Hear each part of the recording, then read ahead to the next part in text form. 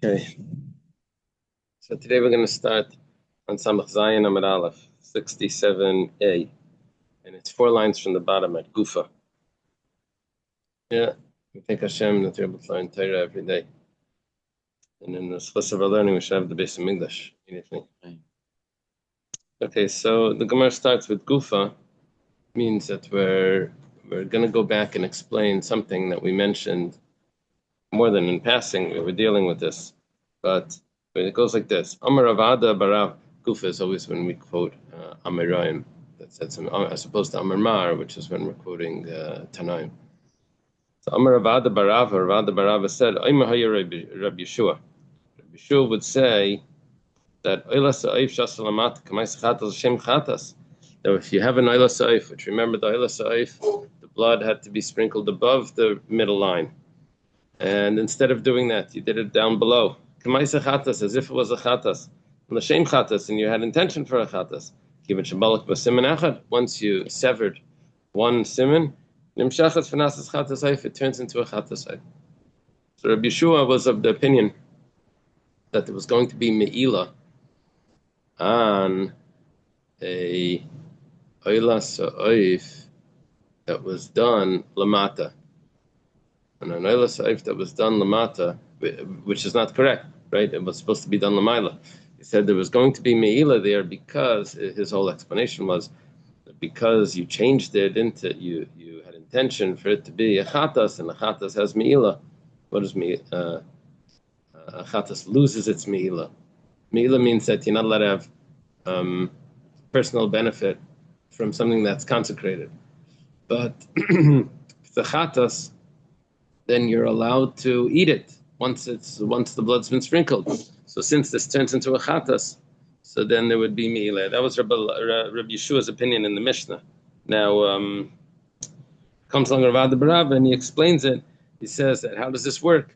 It's because once you sever the first pipe on the bird's neck, so it becomes like a chatas. If you have intention for it to be a chatas, especially the location is also correct for a chatas. Okay. Toshima, come and listen.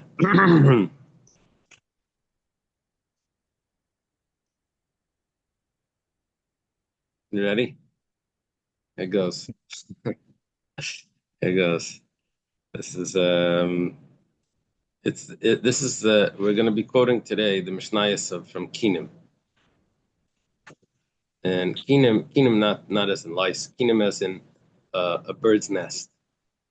That means two birds that are being brought. Now, it was typical for a woman that gave birth to bring two birds, a chatas and an ayla. If she was a zava, she would bring another two birds. But our complication is going to be where there's two options of what type of birds to bring. Could be tyrim, which are turtle doves, or b'nei yaina, which are pigeons, let's say, or the opposite. But we'll use the Hebrew to keep it simple. And there's confusions going on. Which one? Well, one's a chatas, one's ayla, which you know already that the chatas blood needs to be sprinkled below, and the ayla needs to be sprinkled above. So what happens over here is that there were women, we'll call them Rachel and Leah, that they gave birth. That they already brought one pair of birds. It's called one cane, maybe. Now, in that was one chatas and one ayla. So chatas lazu, ayla lazu. Now, what's really going on is they already brought one, and the only thing is they each need to bring a chatas and an ayla. So one of them brought a chatas, one brought an ayla. So now the other one needs to bring, going back, the one that brought the chatas needs to bring an ayla, and the one that brings an ayla needs to bring a chatas. So now in this new set of birds, one of them is a chatas and one's an ayla. Does it matter the order? The order that's going to show up in a few Mishnayos. The order is going to matter. But what happened was instead of doing it properly, where the chatas went below and the ayla goes above, both birds were were brought with the blood being sprinkled above the middle line. So the halacha is mechza kosher, mechza pasel. One of the birds is going to be kosher, which is the oila. And so let's say Leah needed the oila. So okay, Leah fulfilled her obligation. However, one of them is going to be pasel, and that's going to be the chatas because it was brought above. That's Rachel. Now, or let's say the next case, shteim lamata. Let's say the kain made a mistake; he did them both below. So mechza kasher, mechza pasel. One of them is kasher, half is kasher, half is pasel. Half means just one and one, right? Which one is going to be pasel? The oila, because the oila is not supposed to go below. And we're going to see that that's going to be problematic in a moment.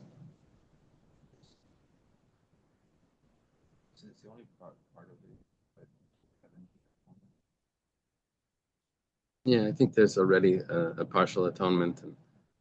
Achas l'mayla, v'achas l'mata. We're just talking about the obligation that they have. Achas l'mayla, v'achas l'mata. Let's say one went above and one went below.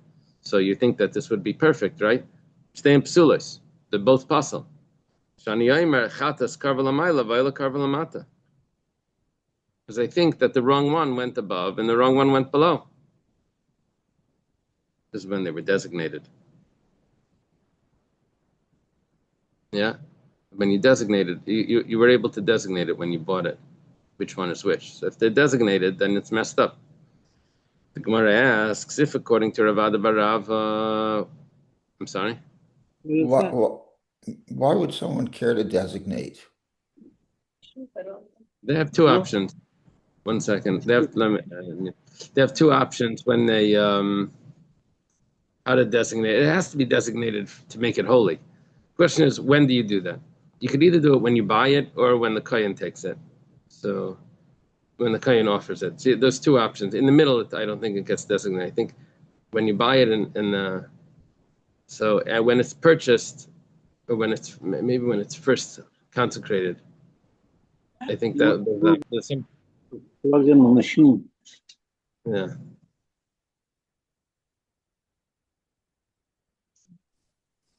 When they go to the store and say, okay, I have to bring a chatas here. So they give them what they need. Right. So the mistake could start even earlier. If he make a mistake earlier. If he doesn't designate it, of course things come out easier. Yeah. All right. Okay. The problem is at the end when we said that they're both puzzle, when one's above, one's below. I understand that the oila was being brought.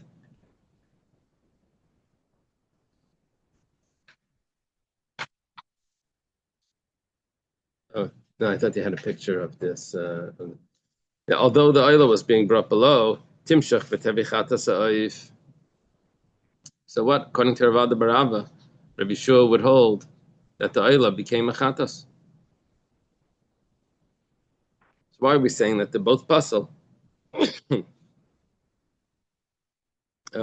did we say before had to bring the chatas? Rachel.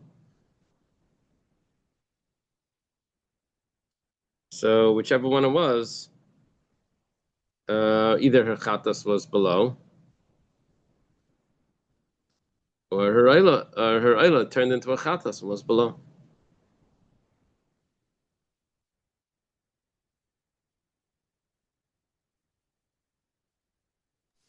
It's two different people. Yeah, but I understand. But the one that our problem is that why are they both puzzle? Because one of them was supposed to be a chatas, and we're bringing it as an oila. One of them was supposed to be an oila, and bringing it as a chatas. So either the chatas satisfies the chatas, and okay, that was correct. We're not sure, but let's say the chatas didn't satisfy the chatas, and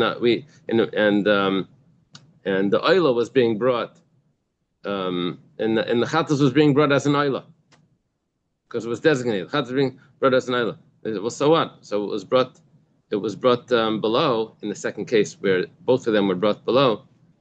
In the second case where one was brought above, one was brought below. So it should satisfy the chatas.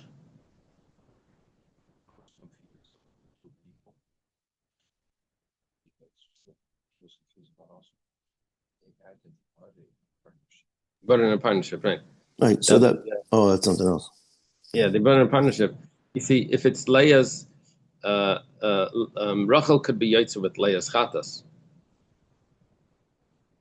You can't use the bird that's meant to be a oila as a chatas. And besides, according to Rabbi Yeshua, you can't use a bird that's meant to be a chatas as an oila. So, but at least the one that's supposed to be a chatas should be a chatas. Either it was correct, or even if it's wrong, it's kosher, according to Rabbi Yeshua. So, and the Gemara answers, Eimadam Rabbi Yeshua. Maybe we could say, Rabbi Yeshua says that when an oila is brought below, and it becomes below the line, and Rabbi Yeshua holds that it becomes a chatas automatically when the first siman is shechted. That's only b'chad gavra. That's only if it's the same person that's bringing his oila below. Betray gavri miyamar. But do we say this with two people? Now Rachel can't use Leah's karban. That's our answer. So I think Josh, you were sort of saying this, that there's two people. So if there's two people, that sort of messes this up. In the Gemara's Kasha, we're thinking that the fact that it was two people, that didn't matter. And we're saying, well, so what? Rachel should still be Yaitzer with the Chatas because it's being brought down below. She should be Yaitzer her Chatas with the Ayla. We're saying that no, she can't be Yaitzer because that was really Leah's Ayla. So she can't use it as a Chatas. Tashema.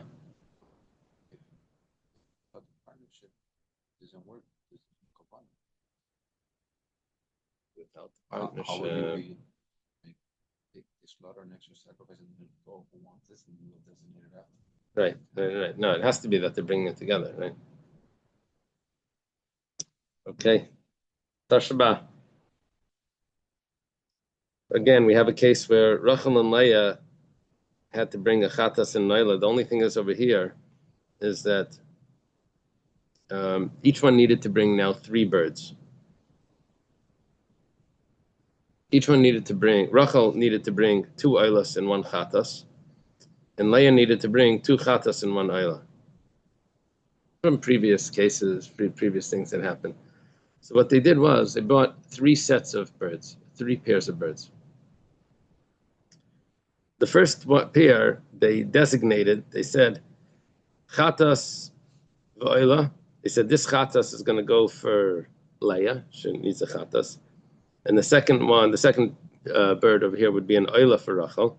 That was designated. Stuma. The next pair they didn't say anything about. They just left it blank. Nothing. They didn't say whose it is, and they didn't say which bird was what. And then Mefureshes.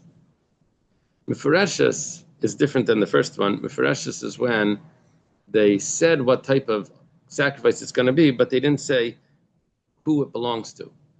So this is going to be an Ayla, this is going to be a Chatas, but they didn't say who it belongs to. So what's really supposed to happen is, we said that Rachel has to bring 2 Aylas, and she has 1 Ayla coming from the first pair. She'll have 1 Ayla coming from the second pair. And she'll have Chatas coming from the third pair. Or it could be the second pair will be her chatas. It doesn't matter. Only thing we know is that the first pair she has to get her ayla that was designated for her. Vasakulam lamaila. All of them were done above the middle line. What should be kosher over here? Half of them should be kosher. Well, it's not perfectly half because there's 2 of them were designated which ones need to be an ayla.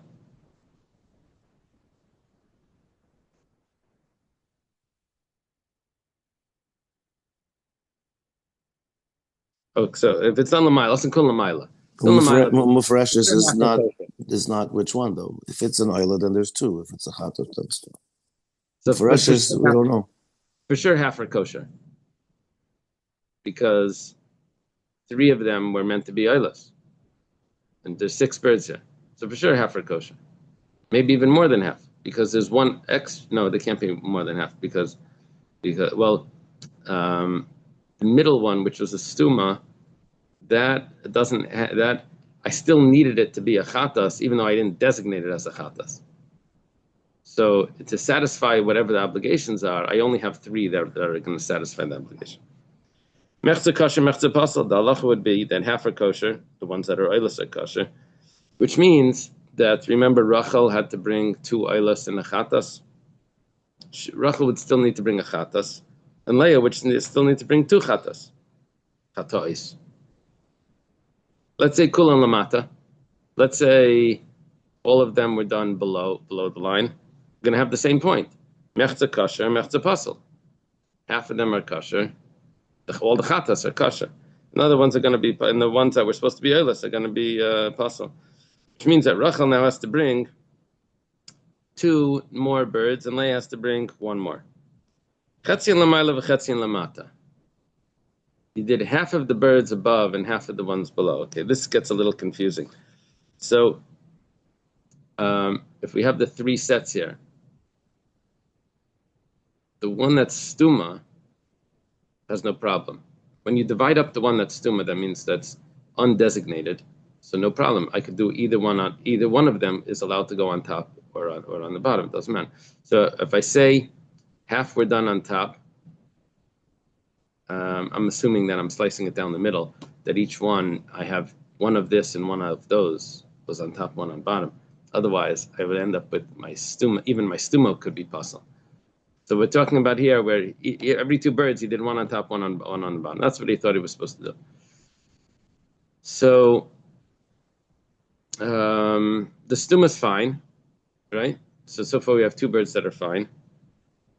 Eina kshera ela hastuma. The only one that's kosher is the stuma, which means each one brought a chatas and oila mischaleches beineim. Which means that one of them had to bring a chatas, so she takes the chatas. One of them had to bring a oila, she takes the oila. But the other four birds are puzzle.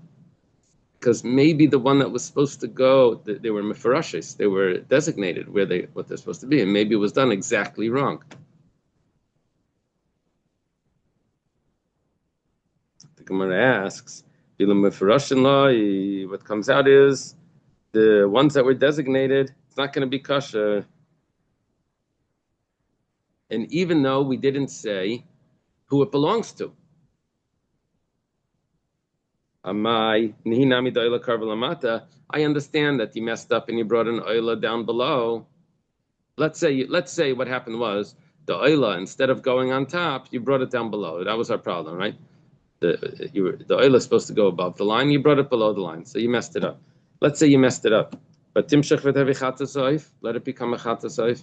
According to Rabbi Yeshua, when you do an oila below the line, thinking it's a chatas, as a chatas, it becomes a chatas.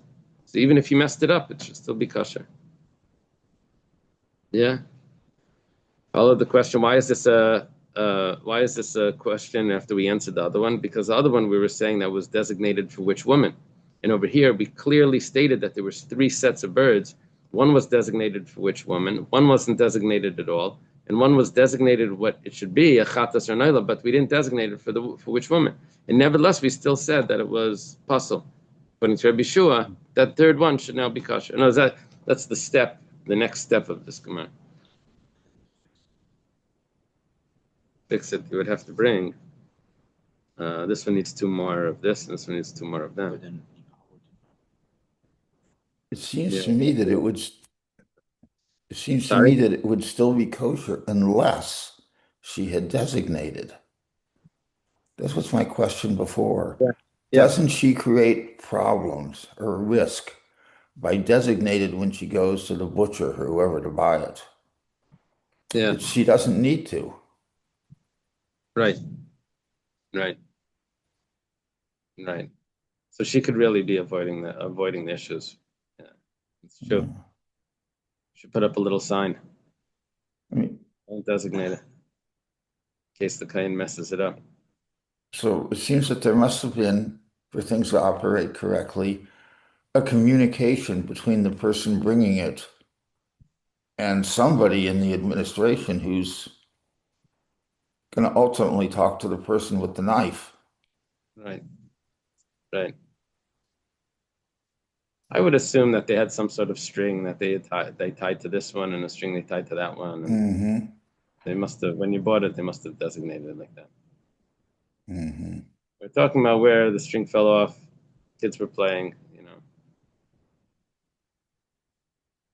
Okay, so the Gemara makes a suggestion that So like the Kohen could guess.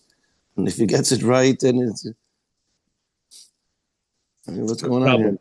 It's making trouble. Yeah, Right? no, it actually makes the Gemara better. Otherwise, who brings three on top instead of one on the bottom? Like, how could the mistake even lechatchila happen? Obviously, Right. it could happen. So, if you have a scenario that it could happen, Right. Maybe we can answer this problem. We have a problem with Kasha and Rabbi Yeshua. We can resolve the problem by saying that this Mishnah is the like Rabbi Yeshua. It's not a problem because this Mishnah doesn't go like Rabbi Yeshua. We know there's a machlaikas about this. Gemara says, "Mi matzas amritachi." Can you say this? What we're going to learn now, a very complicated case, extremely complicated case, with a machlaikas. But ultimately, in the end of this, our main point is that we want to say that all Mishnayos and Kinim belong to Rabbi Yeshua, all Rabbi Yeshua. So, but we're gonna, in order to get to this, we have to go through this complicated case. Then we're going to say, oh, it's Rabbi Yeshua. It has to. We can't answer that it's Rabbi Yeshua.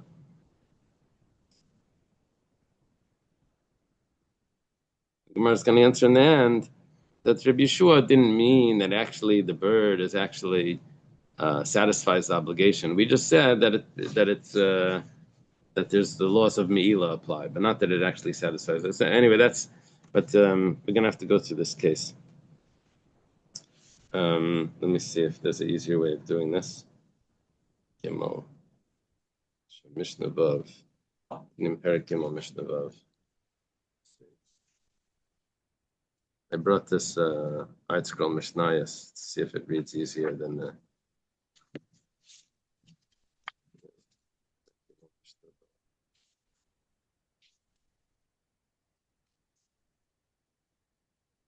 How does it start? Isha Shamra? Yeah. Okay. The final Mishnah deals with a woman who vowed to bring a voluntary pair together with her obligatory pair, and the Kohen offered them improperly. Isha Shamra. Yeah. A woman says, Harei alai kain k'she'eled zachar. Tell me if the words are different. I'm reading from the Mishnayos here. The woman says that I'm obligating myself to bring, this is a voluntary carbon, an extra, a voluntary carbon would only be an oila, not a chatas. She's obligating herself to bring a pair, a cane is a pair, kisheled zachar, if I give birth to a boy. Sounds like a Sephardic family. Yolda zachar, they have a boy, maybe a shtekinim, she has to bring two. What are the two pairs? Achas lenidra, achas lechivasa. One pair is because she's a yeledes, she has to bring a chatas and an ayla. And the other pair is because she took a vow. Nasnasam lekayin. Am I correct? She gives them to the kayin, right? Has in brackets. Kayin tzarich lase shleisha predem l'mayla v'achas l'mata. The kayin has to bring 3 birds above the line and 1 bird below the line. Which one below the line? The one chatas, but it's from her obligation. Layasa kain, but he didn't do that. Layasa kain. Rather, what he did was he brought 2 above and 2 below. He was supposed to do 3 above and 1 below. He brought 2 and 2. And he didn't ask the woman what they were for. So what happens now? She has to bring 1 bird for an ayla. She brings it above the line. Because she was supposed to have 2 aylas. But one of them ended up being a chatas, which doesn't count for her ayla. So she has to bring now one more. Now, here's where it gets complicated. The halacha that we just said, which is so simple, that she just brings one bird, that's mimin echad. That's if the two birds that she brought originally were both from one type of bird. In other words, there's two options here. There's pigeons and turtle doves.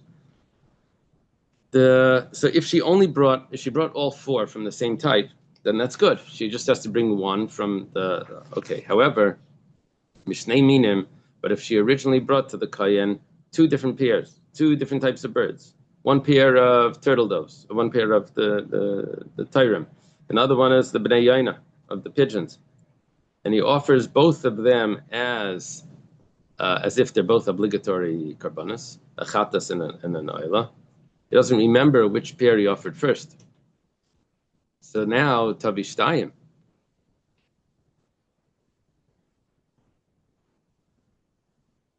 So one of them was satisfactory for the obligatory pair. First one was satisfactory. The second one didn't satisfy. The second one we should have satisfied the oila of the second pair, which would be the voluntary pair. The problem is that maybe it was the wrong one. Maybe it was the voluntary pair was supposed to be the turtle doves, and the second pair was the pigeons. So what she now has to do is tabishtayim. She has to bring two new birds, one turtle dove and one pigeon, and then they both come as oila, because one of those was brought as a chatas. Okay.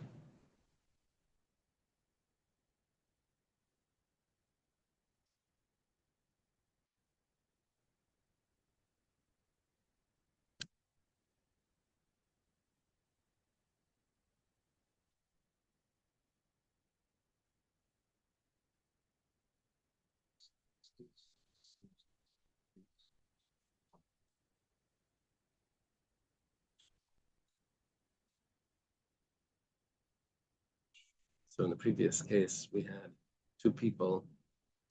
The two people involved was the complicated one, because that's when we designated the birds for each one. Right now, we're not saying that she designated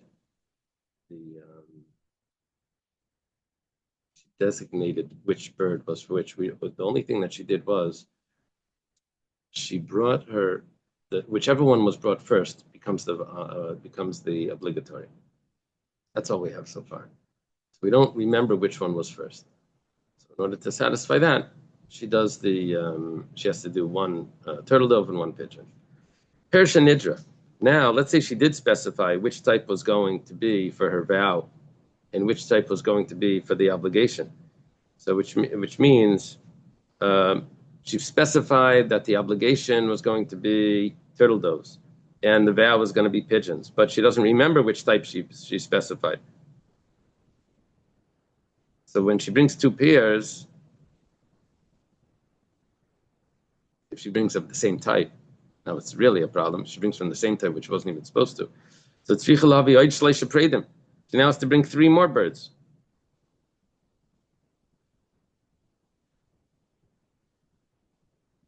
Why?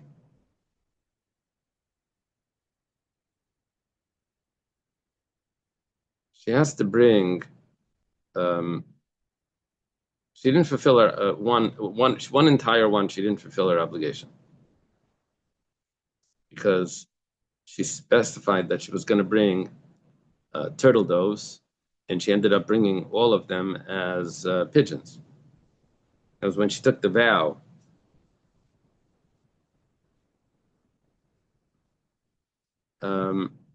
so she has to bring a brand new pair. She has to bring a brand new pair.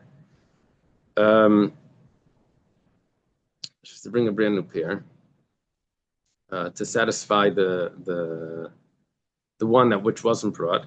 And also, there's another problem, is that even though she had a chatas brought, even though she had an oila brought from definitely the correct pair, from definitely the correct type, but she didn't have she didn't have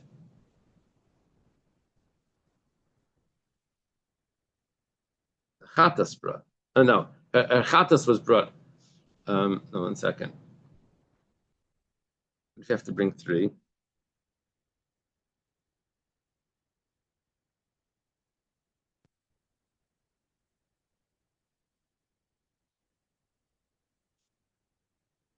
The woman vowed to bring one of the species. She forgets which as her vow pair. The law is that she can fulfill her vow only with the species that she specified. If she brings other species, the offering is valid, but she has not fulfilled her vow. She then brought the kohen 2 pairs of species A, but he offered both as obligatory pairs, 1 chatas and 1 naila. She had vowed to bring species A birds for her vow, and she's missing only 1 species A bird to complete her vow. Since 1 species A was already offered from the second pair, because the other one would be the obligatory. But if she had vowed to bring species B birds for her vow, then she is missing 2 species birds vow to complete her vow. Since 1 oila that was brought from the second pair of species A birds did not count at all for her vow. To ensure that her vow is fulfilled, she must now bring 3 birds for oilas. 1 species A bird, in case that is what she specified in her vow, and 2 species B birds, in case that is what she specified in her vow. See if we have this clear. We have to trust you.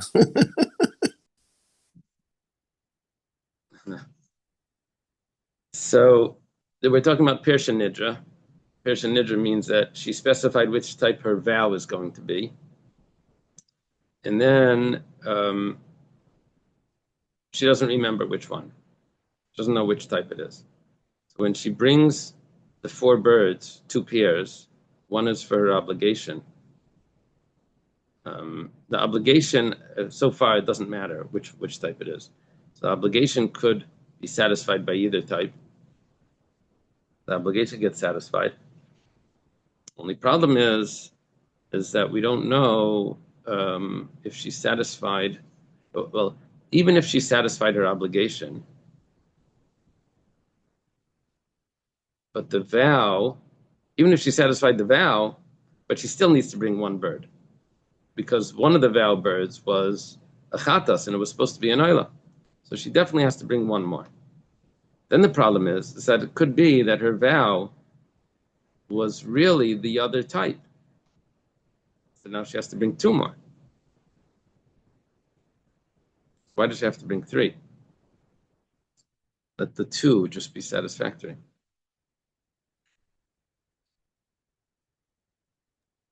There's still a suffix. If you say one is one kind, then the other one technically should be the opposite, the other kind. But we don't know. It's still a suffix. It's only possible.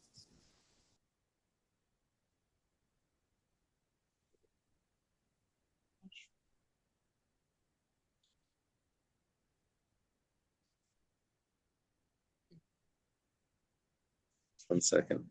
To ensure that her vow is fulfilled, she must now bring 3 birds for oilas. 1 species A bird, in the case that is what she specified in her vow. Oh, yeah. Okay, I got it. Because there's 2 different types of birds here. That's why. She has to bring 2 of the other type and 1 of this type. Those are the 3. She was missing 1 because 1 was a chal. We're good. So far, we're good. That's mimin echad. That's if what she brought was all from the same type. But let's say mishnei minim. Let's say what she brought was from 2 different types of birds. Okay. So now what we throw into this picture is that she may have brought entirely backwards. The birds, let me say. But if she had originally brought to the kind 2 pairs from 2 species, 1 pair of turtle doves and 1 pair of young pigeons, the kohen then offers both pairs as obligatory pairs, right? He makes that's his mistake that he's making. But she doesn't remember which pair he offered first. He doesn't remember which pair he offered first. Tavi arba. Now she has to bring 4 birds. And the kohen because it's possible now that none of her, so 1 second. Yeah, we don't know if she brought any of her birds correctly. I know the first one was the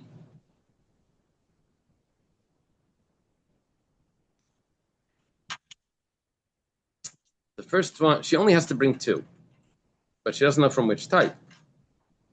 And it could be that it was done wrong.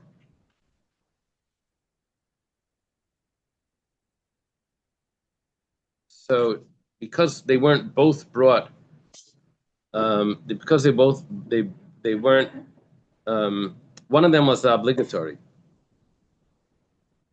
And she doesn't remember which one it was. Why can't she just bring 2 birds? And that will satisfy. Oh, she can't bring 2 birds because could be the second one. The first pair is the obligatory pair. The second one, she doesn't know what it is. So she has to bring 2 birds. It could be that it was totally wrong, so she has to bring completely 2 birds. It could be that one of them was right. So she really should only have to bring 1 more because because it was right. But just the problem is that one was done below the line and one was above the line, so she'd only have to bring 1. The problem is that she doesn't know which one it was, so she has to bring 4. Okay. Kava Nidra. There's more. We're not done. Kava Nidra. Now she's even designating which one. She attached her vow pair to her obligatory pair. In addition to specifying what species her vow pair should be, she vowed that she would bring it together with an obligatory pair, together with an oila from the same species as her obligatory pair.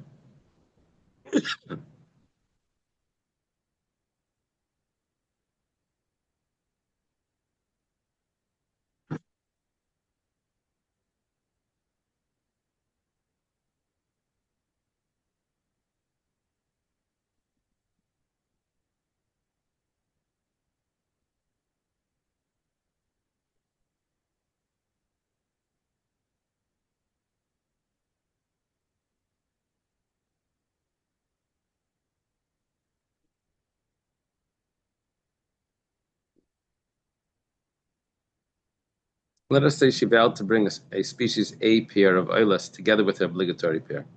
She then indeed brought a species A pair of oilas together with her obligatory pair. And then, in the oila, and the kohen offers both pairs properly. The obligatory pair has a chatas and as 1 chatas, 1 oila, and the species A pair has 2 oilas. All is fine. The woman has to fulfill their obligation. Okay. In the case of our Mishnah, however, the woman forgot what species she specified for her attached vow pair. Also, the kohen mistakenly offered her second pair 1 chatas and 1 oila. What does she now have to do to fulfill her obligation? So what's different over here by Kava Nidra?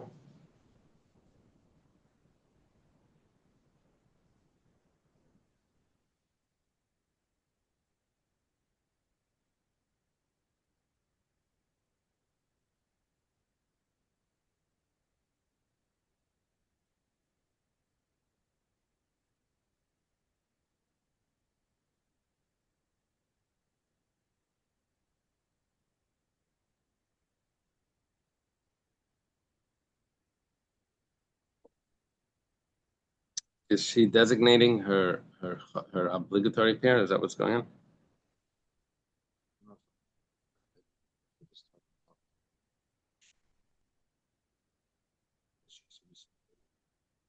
Let me see in the Rashi. Kava Nidra. Rashi says she designates her neder, her vow, to bring together with the chayva.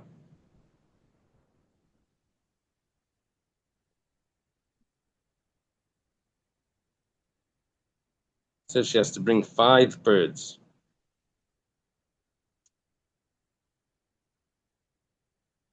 That was only if it was if everything was brought from the same species. Mishnei minim she has to bring 6. Let me see the Rashi.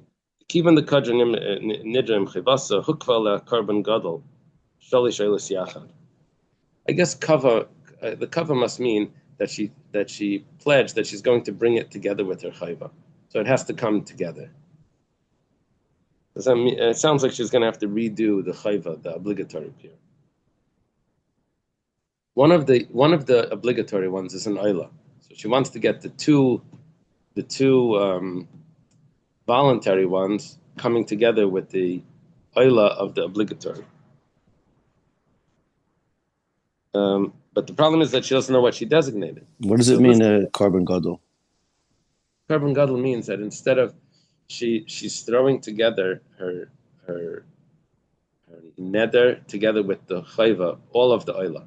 Notice there's one oila that comes from the. So there's three. So what's it called? It's called carbon gadol. It's really it was two, but she's joining it together with the obligatory one. It's called now a carbon gadol package. If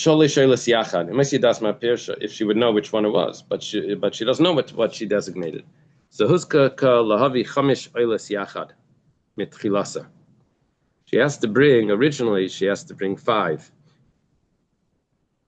One is her new chayva, and then 4 for the neder, which she doesn't remember what she specified. So when she brings 2 kinim, one for the neder and one for the chayva, and if it's from one species, so she didn't satisfy her neder at all. Because it's all one species. Maybe it was the wrong species.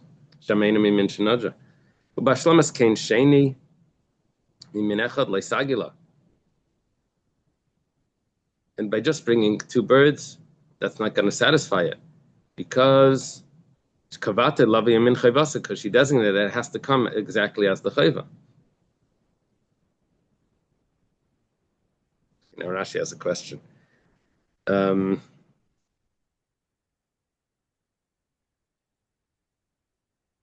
Rashi's asking, let her bring 1 pair and 1 bird from the first one. And she'll have the 3 there. Then either the first one was satisfactory or this one is satisfactory. Right? If the Tyran was her neder, so then that was what she brought. I mean, a yaina was the neder, so then that's what she's bringing now.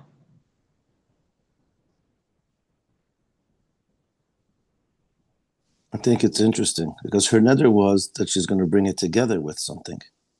So now you're missing it. If you only do the neder itself, it's not together with anything. Right.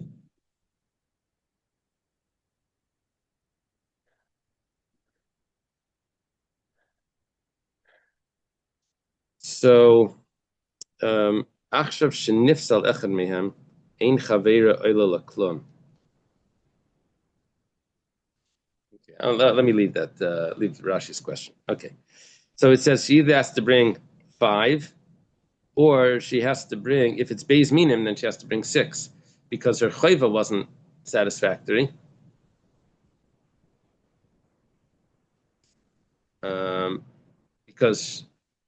Because she doesn't know which one was brought. She's going to end up bringing 6 birds when she only needed to bring a total at the beginning of 4.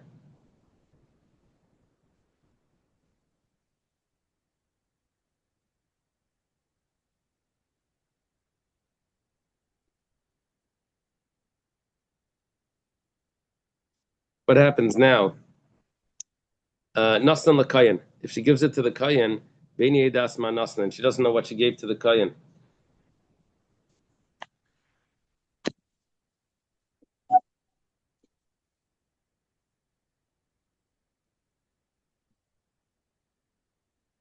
She doesn't know if the birds were all Tyrem or all B'nai Yaina. She doesn't remember that.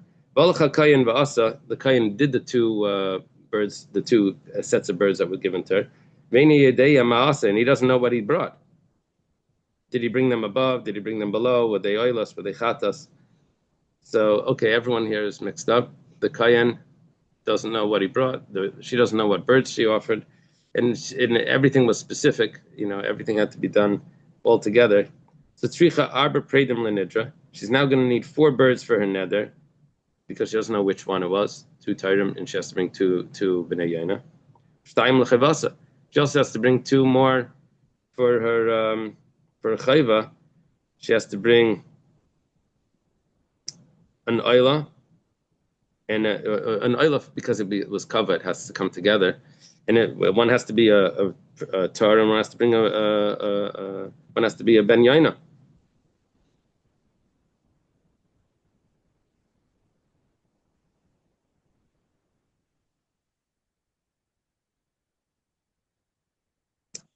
The chatas achas. She has to bring 1 chatas because she designated her chayva as well, and maybe it wasn't brought properly.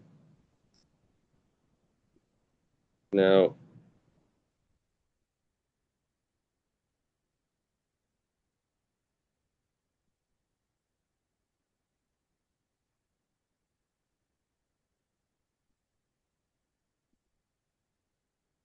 Benazi says shtei chatais.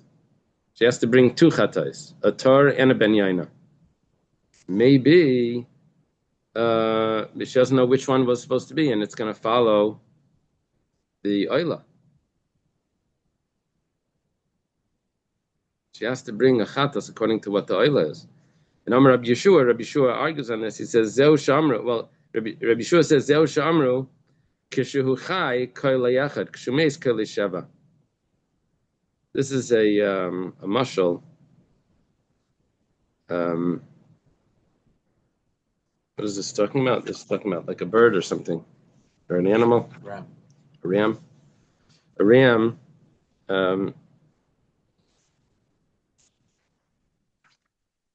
Says when a ram is alive, his voice is 1.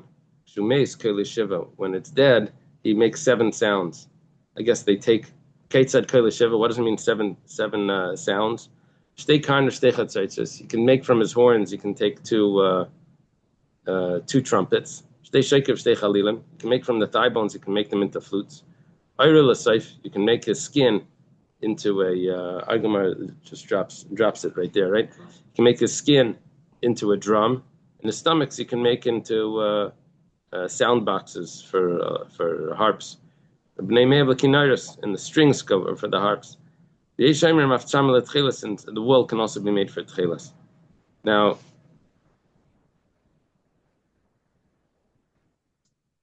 what Rabbi Shua is saying is that we only had to bring 4 birds. And then in the end, because of the mistakes, you end up having to bring 8 birds or 6 birds or whatever. Okay. The point of this whole confusion was just to tell us that Rabbi Shua is the author. It's for the birds. I'm sorry? I'm joking. Chas v'sholom. It's for the birds. It's for the birds. So Amar, the Gemara answers the kasha that we're saying that why do you have to bring an extra? Why do you have to bring an extra chatas in whatever case it was, in the case back before, when the oila was brought below? Rabbi Shua holds that an oila that's brought as a chatas is kosher. So Eimadam Rabbi Yeshua, maybe Rabbi Yeshua only said this lafuki midei meila, that the chatas doesn't then have meila. However, the mesak lechayva miyamar, but did Rabbi Yeshua say that it satisfies the obligation? The obligation is still there, and that's why it has to be brought again. Okay. I'm trying to figure out why this is the first time this subject has come up. Is this because we have at least 1 pair and they're interchangeable? I mean, every other carbon, we're told what species, what age, what gender. We have no choice. But here there are choices to be made in multiple carbonos at the same time. So it's kind of fraught with peril, easy to make a mistake. Right. It seems to me. Yeah.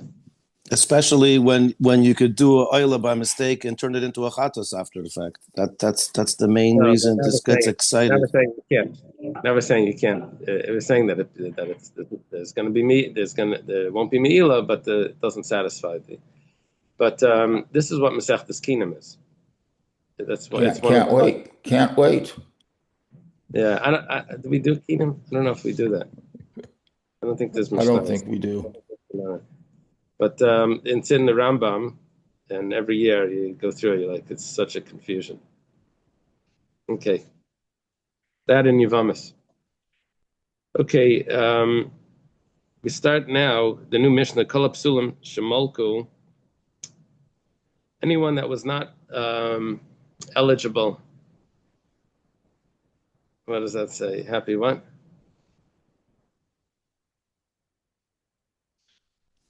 Today's my birthday. Oh, happy birthday, Josh. Oh, very nice. Shnas Hatzlacha. Kol Psulim Shemolku, anyone that's Yep. possible. Happy birthday from the other side of the world. Uh-huh. For example, someone that's not a Kayan, or maybe is a Einain, maybe a close relative passed away, or maybe he didn't go to the mikveh, or maybe he did go to the mikveh. He's a Tzvul Yaim, or maybe he didn't bring his karbanos yet. Was a mechusar kippurim. Whatever the case is, he does malika on a bird, and he wasn't supposed to. So malika and psula. The malika is pasul. Now here's the that we would understand because you need a kayan to do malika. It's not like shchita. But it's not considered an avela. This we had before. We said that even though the malika is not valid, but it's still not an avela. And nevelas iftar is metama, was swallowing, but here it's not considered an avela. The malika kosherizes it, even though it's invalid, but it kosherizes it enough. It's not considered an avela. Malak bismal ibalayla. What happens if you used his left hand, or if you did malika at night, or maybe shachat chulin bifnim? Kachim bachutz, he shechted chulin in the azara or kachim outside the azara. Eina metamas besabliya. These also are not considered nevela, not metam besabliya. Malak the sakin, that's he used a knife to do malika. That means he cut from the back of his neck. He was supposed to use his nail. Malak chulin bifnim, or he did malika on chulin. The kachim bachutz, or he did malika on kachim outside the base of Migdash. Or maybe Tyran Shlegi Asmana, or he used a bird that wasn't old enough. The difference between Tyran and Bnei Yaina, or Tyran are older, and Bnei Yaina are younger. So, if he uses the Tyran that weren't the right age, there may be also different birds, but they have to, the Tyran have to be older, past maturity, and the Bnei Yaina are. What does Rashi say? Kotarin on the top. It says "Ein in the carbon." Shlegi is mana. Turn shlegi is mana. Ein right? So it's like chulin. Bnei yaina shavers manan, or maybe they're bnei yaina that are too old, or maybe the yav shagapa. Its wings were dried out, or nismis eina, or its eyes were blind. Shenikta ragla, or maybe its foot was cut off. All of these would be invalid for a sacrifice.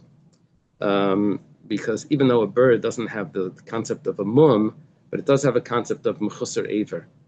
It's missing a limb. These are all considered missing a limb. So all of these are different, and these are metama besabliya. This is considered nevela, and even though you did some sort of malika, that doesn't count. Ze'aklal. The rule is kol shebsula b'kodesh. Anything that's possible while it was in the azara, ena metam besabliya. The malika helps that it's considered that it's not an avela. However, if it was possible before it came into the azara, had a different problem. It had this mechusar aver, or maybe it was you did it outside the azara, metame besabliya. All of those are going to be considered nevela, because malika only works in the azara. Even if it's not a valid malika, but in the azara it works that it shouldn't be nevela. Umar says, I'm a Rav. Rav says, small v'layla, the left hand, and at night, in metam besabliya. That's not going to be metama. That's going to be kosher enough that it's not considered nevela. Zar v'sakin, but if it's a zar, it means a non-kohen, or used a knife, metama besabliya. It is metam besabliya.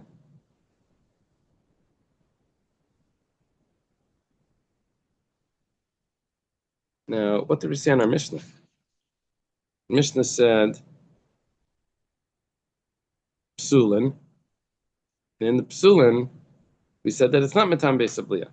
if one of the psulin was a zar, what did we say about a sakin? Malak besakin, malak chulin b'fnim, kachim b'chutz. We said it is metame. So the only thing that would be the zar would be the okay. Maishna smile disleich sheira b'yem kippurim. You see, we're looking over here that why does the malika work? That it doesn't turn into nevela. We say because this malika is not totally unacceptable because there is one time where the left hand is used for a service, and that's on Yom Kippur when the Kohen Gadol has to take the spoon of the ketores. He has to go in the Kodesh HaKadoshim. He has to use both hands because he has one hand as the fire pan and one hand as the spoon, and in order to do that, he's got to use both hands. So he's going to be using his left hand. It's a big thing, multitasking with the Kohen not in Machzis Shekel. It's very cool.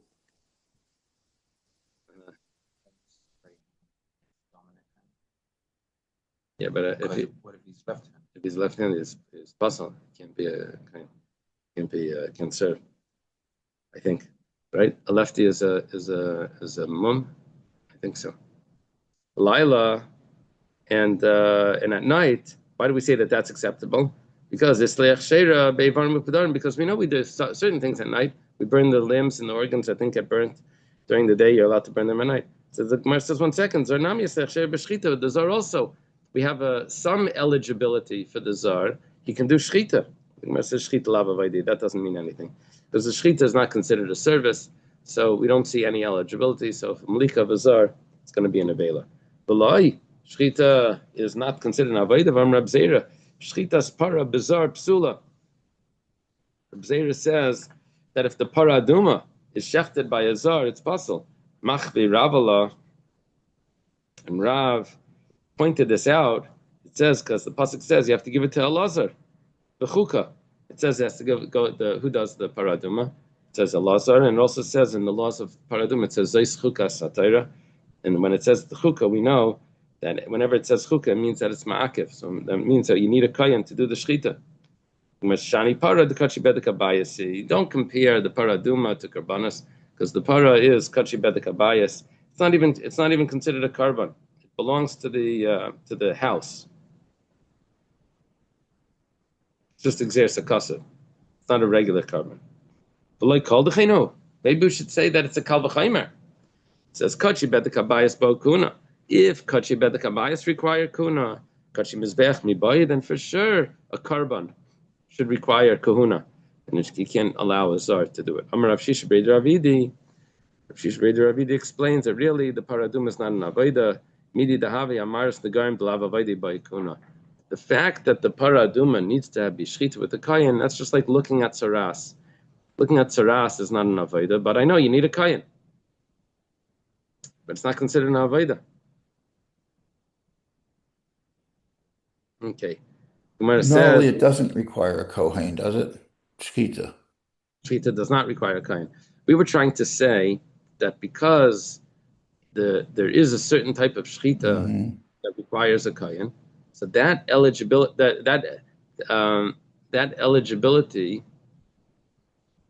I'm sorry. We wanted to say that shchita is considered an avoda, and since shchita doesn't require a kayan, so then malika should be acceptable, but at least in the after the fact that it shouldn't be nevela. If there's any sort of eligibility, so we're saying that the one place where we found shchita is not considered really an avoda. We're saying, but maybe it is an avoda. We're saying no, it's not. V'neilef mi bama. What about by a bama? Means an outside altar.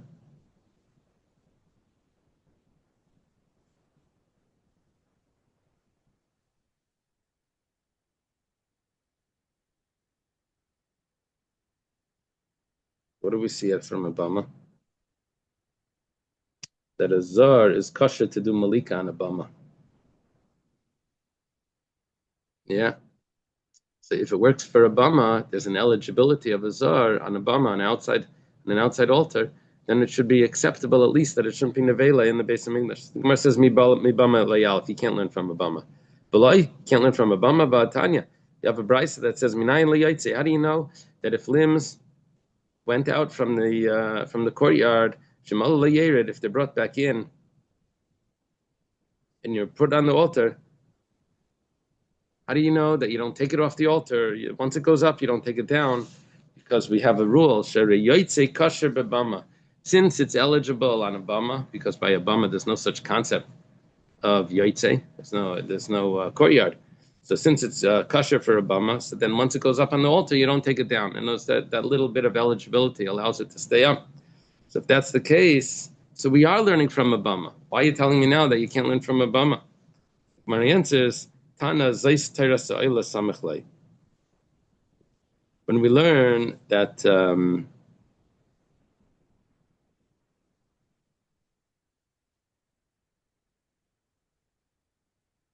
we have the words zeis teras ha'olah. The fact that you're telling me that you learned from a bama, that was just an asmachta. Really, I have the pasuk that tells me that once it goes up on the altar, you don't take it down. Zeis teras ha'olah. Those words teach me that once it goes up, it doesn't come down. Rabbi Yochanan says, Zar ein metame beisabliya. Actually, if a Zar, a non-kain does it, it's not metame. So now we have a machlekes, Rabbi Yochanan and Rav. It's considered a malika enough, even if it's a non-kain, it's considered a malika that it won't become an avela. Sakin is metame beisabliya, but if he uses a knife, that would be metame beisabliya. Like that he agrees with Rav, but he's just arguing on the Zohar. Tanan, we learned in the Mishnah. Kol psulim shemalko melikasim psula. Anyone, we learned in our Mishnah, anyone that does malika that's not allowed to. The malika is puzzle, but missing the main words here. The main words are ve'ena metame beisabliya, right? It doesn't contaminate in the by the throat, which would mean that it's not considered an avela. Says Bishleim with Rabbi Yochanan. We understand Rabbi Yochanan when it says kol hapsulim. Why does it mean kol, all of the psulim, all of the invalids? Kol asuye zar. It's coming to include even a zar, even a stranger that's not a kohen. It's not going to be metam beisabliya. Rav kol asuye mai. But what's Rav coming to include with the word kol? He's not including the stranger. Gemara says lav lasuye small v'layla. It says that's not a problem. He's including if he does it with his left hand or at night. The Gemara says small v'layla behedi ktani. You can't. That's impossible, because the Gemara lists that in the list of what's acceptable. That's not going to be nevela. It says left hand and at night. So we need the kol to be including something that's not listed. The Gemara says tani v'adim mefarish. That's not a problem, because we said kol and then we elaborated. We itemized the afterwards. Okay, Tashima. Come and listen. Anything that was puzzle because it was puzzle after it entered into the azara, then it's not considered an avela. According to Rabbi Yochanan, kol asu yizar. When it says here kol shehu psulei b'kaidash, anything that became puzzle in the azara. What's the kol? Anything. It's going to include the zar. Because Rabbi Yochanan holds that a zar is not metame begadim. That means that it's going to be acceptable. It's not going to be nevela. El Rav lasuyimai. But according to Rav, what's the call coming to include? Gemara says according to you, which means according to Rabbi Yochanan, we have another problem. It says shaloi hayapsula b'kaidash. It is metame.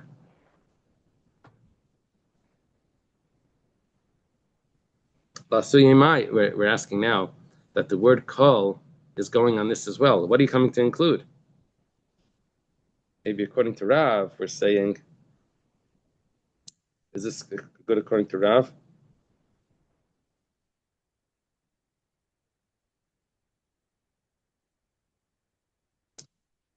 I don't know. Ella, Gemara answers like this. Well, we're going to need to say that the kol reisha is lasuye shchitas kodshim bifnim. What is the kol coming to include? Even according to Rabbi Yochanan, when kodshim was shechted, it really needs malika. But if it was shechted, it's not going to be metam beisabliya.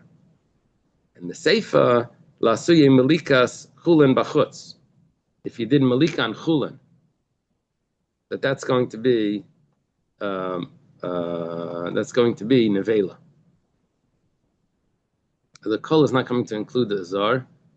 Then kol is coming to include. As we were looking, according to Rabbi Yechanan, to get a kol to include something that we don't know in the seifa, which was that it's going something that's going to be nevela. Anything that was puzzle outside the azara is going to be nevela. So I have two kols. I have the kol, anything that's in the azara is not nevela. Anything that's outside the azara is going to be yes nevela. So according to Rabbi Yechanan, we were satisfied with the kol for inside the azara that it would include the zar. But outside the azara, we didn't have a kol. So what we said was, outside the azara is coming to include malika on a bird that's not that's chulin, and inside the azara would be shchita and kachim. Tani Kavasei Rabbi Yechanan, Malka Zar, we have a brayso that supports Rabbi Yechanan. It says Malika, Malka Zar, Malka Pasal. If a Zar did the Malika, or a Kayan that's Pasal did the Malika, and Pigol, all of these don't contaminate on the throat. It's not considered nevela. Okay.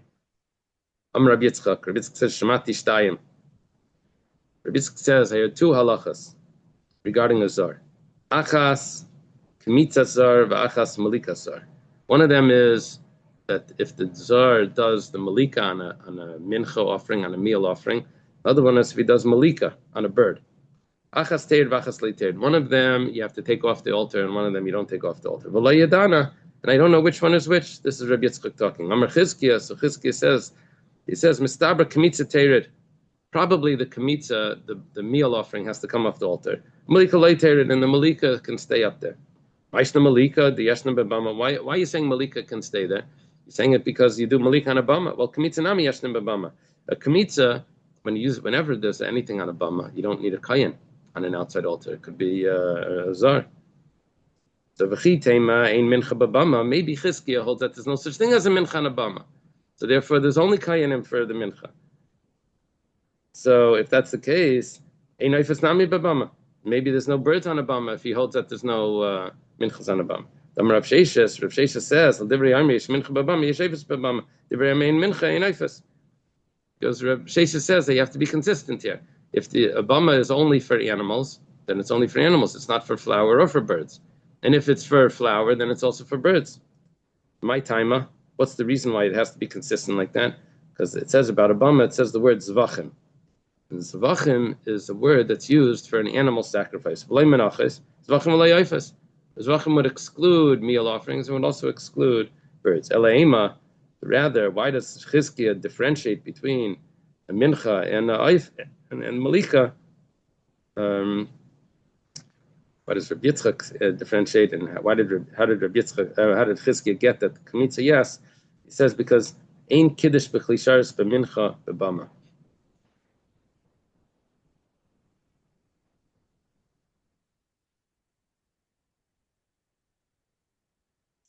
It says because the service of a mincha in the bama is totally different than the service of a mincha in the Beis Hamikdash. Mincha in the bama does not go into a holy vessel. So therefore, we can't say that just like on a bama it's going to be kosher, so too it should be at least be eligible to stay up on the mizbeach, because it's so different. Because over there was never a klisharis, but over here in the Beis Hamikdash there was a klisharis.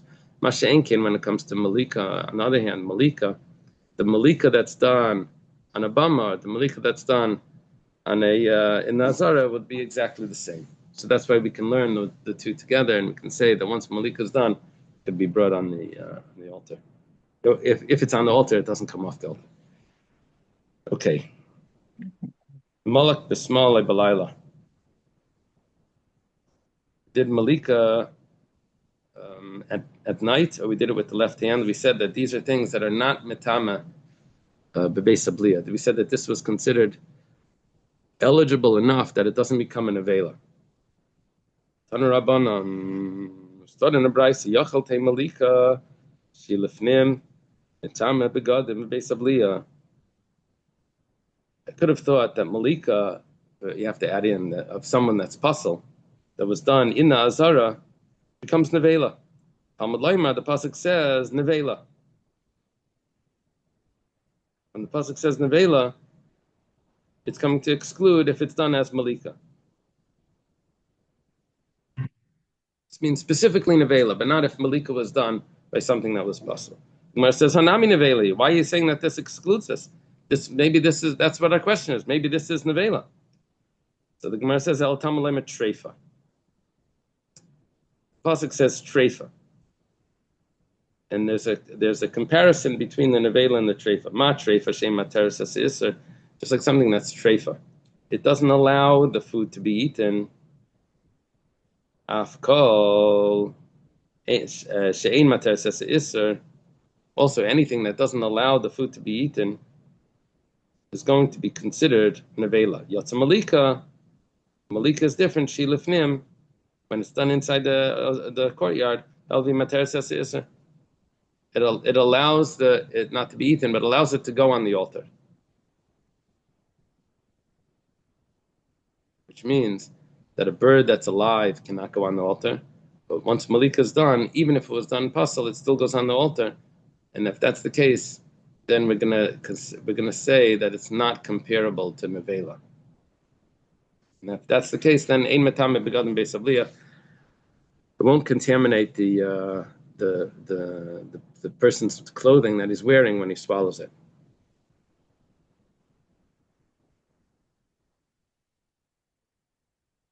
What did we just get here?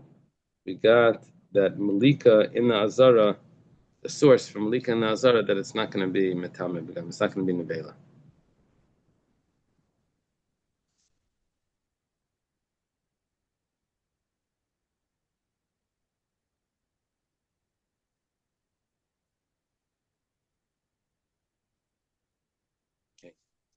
Gemara says, okay, Hevi HaMoilek. You got so far the Moilek. Okay, now we have a siman that tells us the following halachas. Kates Chayfet siman.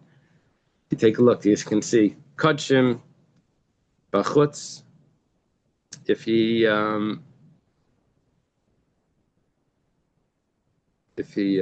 has a sacrifice that he does outside the temple, Umoilek Chulin, or he does malika on mundane animals, whether it's inside or whether it's outside.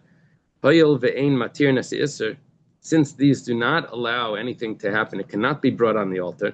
Even if it's brought on the altar, it has to come off the altar. Then metamin begadim abesabliya, these would contaminate the person's clothing if he swallows it, just like a regular nevela. Tanidach, we have another brayso that says maybe if someone shechts an animal inside the sanctuary that's mundane, v'kadshim, or he shechts kadshim bein b'fnim bein b'chutz, tam besabliya, talking about, I guess, the bird that he wasn't supposed to do shchita. Maybe it should contaminate as well. Talmud Laimar nevela. It says only nevela is mitame, but these not. The Gemara asks 1 second, hanami nevela. That's what we're saying. Maybe this is nevela. Talmud Laimar treifa. Rather, the pasuk says treifa. And we have to do this comparison between nevela and treifa. Ma treifa shava mibfnim b'machutz. Just like a treifa, whether it's inside or whether it's outside, both of them are prohibited. Kol shavis b'fnim b'machutz. Also, any way that the bird dies has to be equal inside and outside. Yatsa shchitas chulin b'fnim. Shchitas chulin inside. B'kodshim bein b'fnim b'machutz. Hayav le'shav b'fnim b'machutz. Emetam beganim beis abliya. Shchitas chulin b'fnim is not equal inside and outside. Shchita of mundane animals is only a problem if it's inside the courtyard. But if it's outside the courtyard, it's fine. In Kodshim is only a problem if it's outside. But not if it's inside. If it's inside, it's fine. So that's why it shouldn't be a problem. Umar says, 1 second. I understand my chulin is not allowed to be, is different between inside and outside, because outside you're allowed to shecht it and inside you're not. But by Kodshim, talking about here, when you're not doing the malika, you're doing shchita on a bird, right?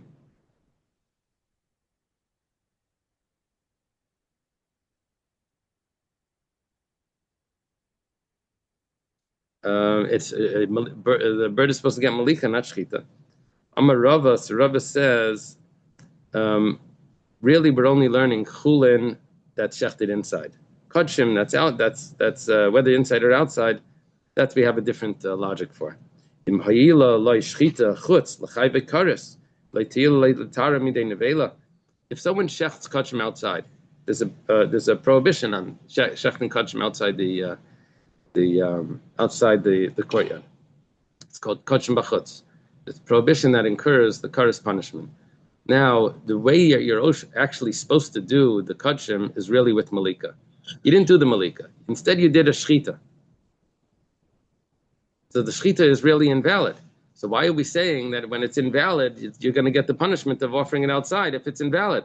We're saying, well, it's not so invalid. It's only invalid enough to get you the punishment. So the Gemara is saying that if it's invalid enough that it gets you the punishment, if it's kosher enough that it gets you the punishment, so then we're going to say that it's kosher enough also that it's not considered nevela. Talking about doing shchita on a bird, whether it's inside or outside the temple. Ashkechan chutz. But pnimi nolan, so far you found out that kodshim b'chutz is not going to be nevela because we said that it's considered shchitas chutz, and it would get the punishment of shechting outside the temple. But what about if you shecht inside? How do you know that over there it's not going to be a nevela? Gemara says hayov v'leishavu b'fnim b'chutz. That we already told you, that the only time it's nevela is when it's equal inside and outside as it's psul. And since you already told me that outside it's not considered nevela, right? Because shchitas chutz outside would be chayev. So inside it's not going to be nevela either. Yachi mola kodshim b'chutz nami lai. Why is malika outside the temple considered nevela? It says the leishavu bifnim k'bachutz because inside it's kosher.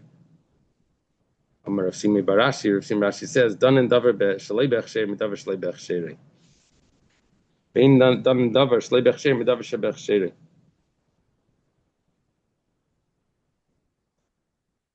Says like this: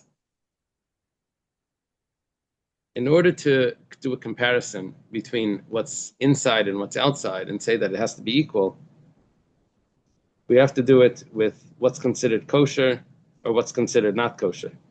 So, shchita of a bird of kodshim, is not kosher inside and it's not kosher outside.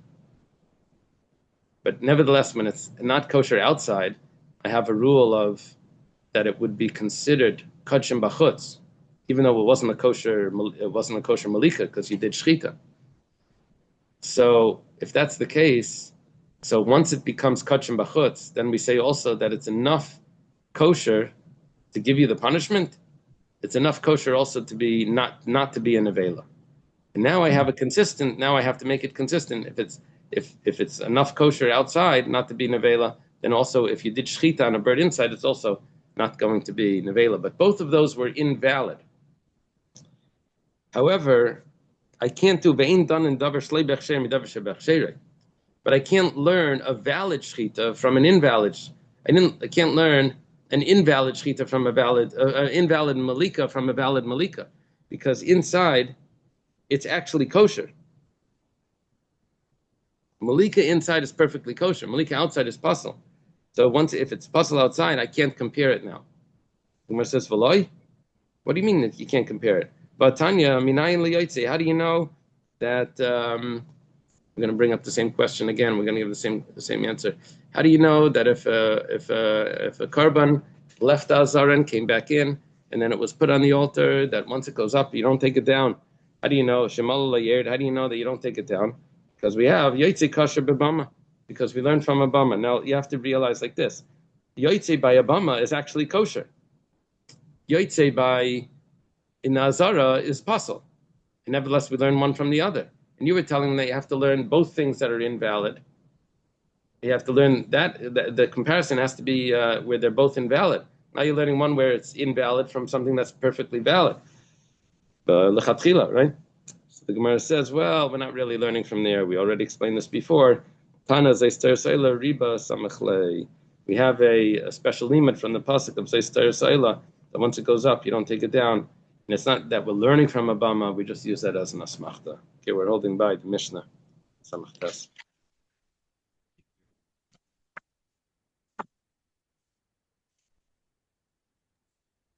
Wow. Okay. Yeah, that was a lot. Thank you. Have a good day. Yeshakayach. Sorry, we Kol tov. didn't have an easy start today. Okay, kol tov. Thank you. Okay. Have a good week, everyone. Thank you. Shnas Tzlacha, everybody. That's a yeah. Amazing. Thank you.